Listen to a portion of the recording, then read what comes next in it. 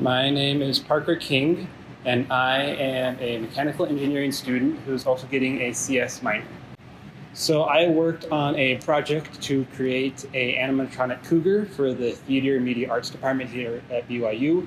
There were 3 general teams working on the project. There was the theater students who were creating the shell and the skin and the fur. And there was a hardware team working on designing the frame and the mechanisms used within the cougar.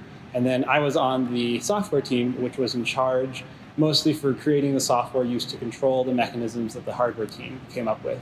We also worked heavily on the power system that went to the motors that were used to power and move the cougar. So I learned lots of new things over the course of this capstone project, and honestly, that's probably one of the reasons why I enjoyed the capstone project so much. I had a lot of various experiences with programming, but I didn't have a whole lot with doing controlling servos. Did a little bit in my mechatronics class, but didn't control 21 servos, so that was something that was new. I was learning how to communicate between 2 different boards over a USB link.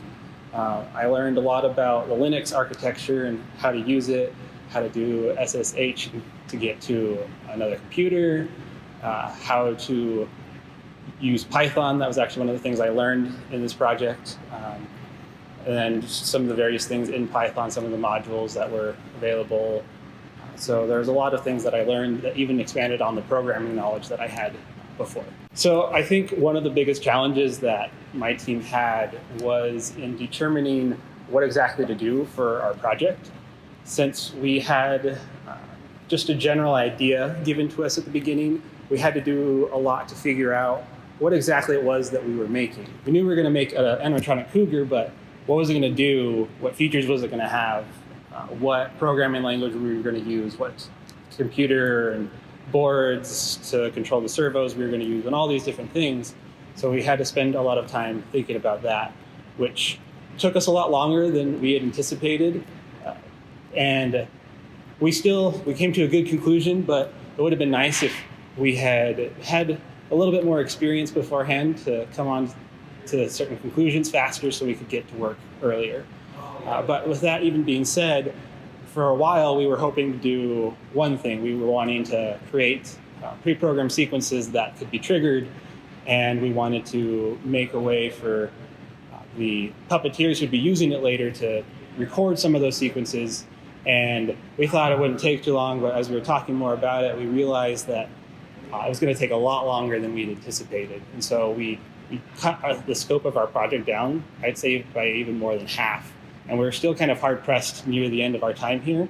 So one of the things that I've learned from that is not only is making sure you have a good plan of what you're going to do really important to help save time, but also often things take a lot longer than you anticipate they're going to take.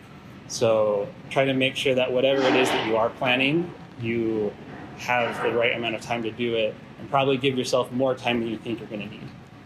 As a student, I really appreciated the opportunity to work on a real problem. Going to my classes, it's great to learn about how different things work and how to solve problems. And I feel like the professors tried really hard to make the homework problems we were doing seem really applicable, but a lot of times it just didn't matter a whole lot to me. And so it was nice to have something that I knew was going to actually make a difference with something, that it was going to be made into something. And as an engineer, one of the big reasons why I chose to be an engineer is because I wanted to make things that did stuff in the real world. And so having that opportunity to work on a physical project was super exciting for me and provided some great experience that even beyond just what you can learn in the classroom, I learned things that you need to be working on a project to learn.